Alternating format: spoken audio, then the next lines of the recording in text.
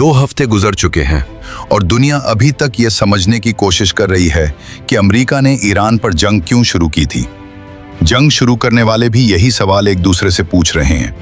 कभी बात ईरान की अस्करी ताकत को तबाह करने की होती है, कभी रजीम की तब्दीली की, कभी मुज़ाकरात की पेशकश सामने आती है और कभी गैर मशरूत हथियार डालने का मुतालबा। और गुज़श्ता रात तो अखीर हो गई। ट्रंप ने ऐलान कर दिया वो जंग जीत रहे हैं और अहदाफ मुकम्मल हो रहे हैं। ट्रंप ने जब जंग का आगाज किया तो अंदाज ऐसा था जैसे चंद दिन में तेहरान के दरवाजे खुल जाएंगे और ईरानी अवाम हाथों में फूल लिए खड़े होंगे। मगर अब सूरत हाल ये है कि फूल तो दूर की बात, मिसाइल और ड्रोन हर सिमत उड़ रहे हैं और वॉशिंगटन को अब तक समझ नहीं आ रही कि इस जंग को ख़त्म कैसे किया जाए। जंग के पहले दिन सबसे बड़ा कारनामा ये बताया गया कि ईरान के सुप्रीम लीडर मारे गए। ख्याल ये था कि जैसे ही सरबराह खत्म होगा पूरा निज़ाम ढह जाएगा। अमरीकी थिंक टैंकों में शायद ये तसव्वुर भी गर्दिश कर रहा होगा कि तेहरान में अगले दिन अवाम सड़कों पर निकलकर ऐलान करेंगे कि ट्रंप साडा शेर है, बाकी हीर फेर है। लेकिन ईरानी अवाम ने अमरीकी स्क्रिप्ट पढ़ने से इनकार कर दिया।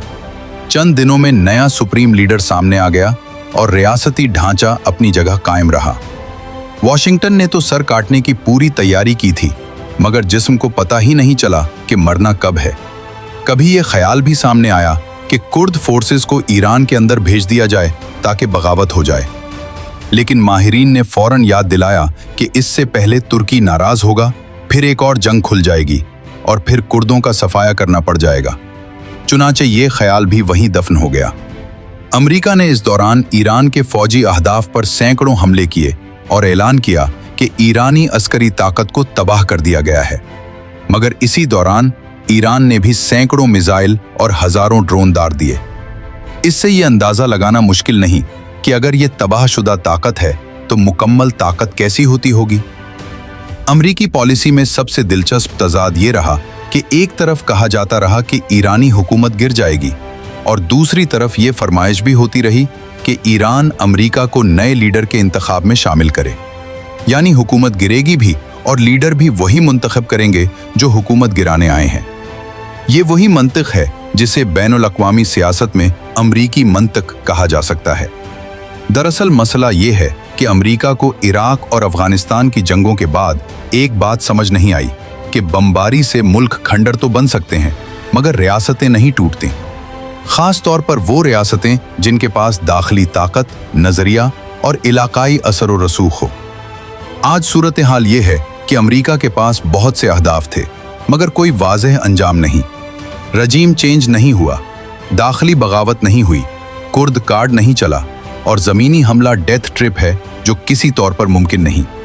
चुनाचे अब सबसे हकीकत पसंदाना रास्ता वही रह गया है जो अक्सर अमरीकी जंगों का आखिरी बाब होता है। एक प्रेस कॉन्फ्रेंस और एक ऐलान कि अमरीका ने अपने तमाम मकासद हासिल कर लिए हैं।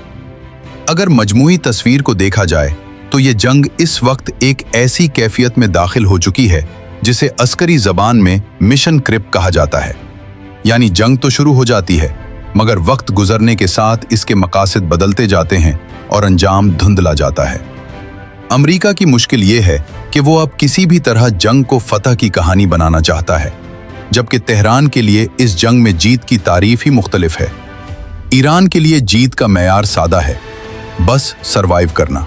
जंग के बाद भी ईरान बाकी रहा तो तारीख शायद ये लिखेगी कि वॉशिंगटन तेहरान को मारने निकला था मगर तेहरान सिर्फ मरने से इनकार करके ही मुकाबला जीत गया। अगर आपको वीडियो पसंद आए तो लाइक, शेयर और सब्सक्राइब करें हमारे channel hidden truth Urdu English को। शुक्रिया।